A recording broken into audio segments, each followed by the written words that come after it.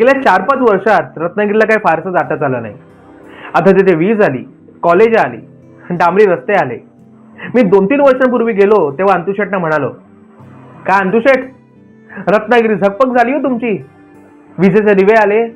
काय तुमच्या घरी आली की नाही वीज? छे हो, काळू काय तो बरा आहे. उद्या झकपक प्रकाश पडला तर बघायचंय काय? दळीद्रच ना. फोपडे उडालेल्या भिंती आणि गळकी कवलं बघायला वीज हो कशास? आमचं दळीद्र आपलं काळू खातच दळलेलं बरं. अंतुशेट मनमुराद हसले. या खेपेला दातांचा जवळजवळ संपूर्ण अण्णुगोगटा झालेला मला दिसला.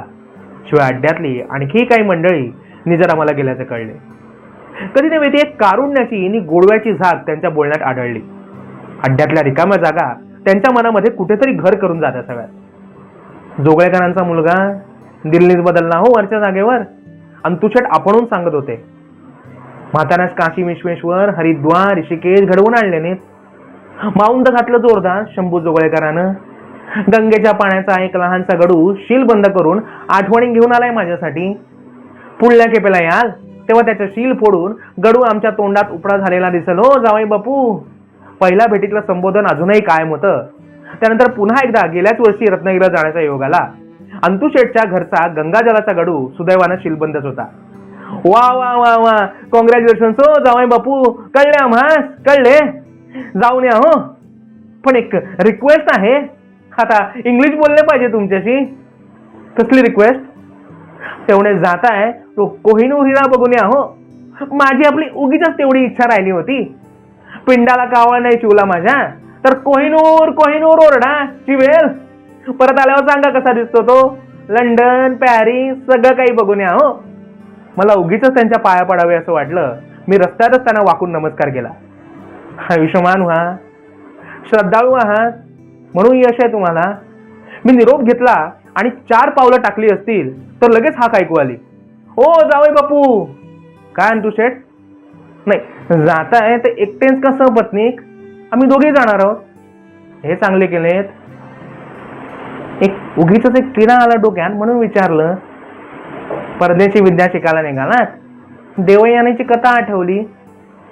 बाकी आमच्या मुलीचाही आशीर्वाद सांगा हो. तुमचं भाग्य हे तिच्यामुळे आहे. तुम्हाला म्हणून सांगतो, मनात ठेवा, कुठं बोलू नका. 40 वर्षापूर्वी आमची ही गेली. दारचा हापूस तेव्हापासून ह्या गटक्यापर्यंत मोहरला नाही हो. शेकडा आंबा घेतला एकेकाळी त्या झाडाचा. पण भाग्य कुठल्या वाटेने जाते ते बघा. असो, सुखरूप या हो. इथून प्रयाण केव्हा? उद्या सकाळच्या एसटीने जाणार. डायरेक्ट मुंबई की काय? होय, हे चांगलं केलं. एकदा तो प्रवास घडला की त्या चिकाटीवर माणसाने पृथ्वी प्रदक्षिणा करून यावी. हो, परवा आमच्या त्या वरच्या आईतला तात्या जोग जाऊन आला. अजून हाडांचे हिशेब जमावतोय.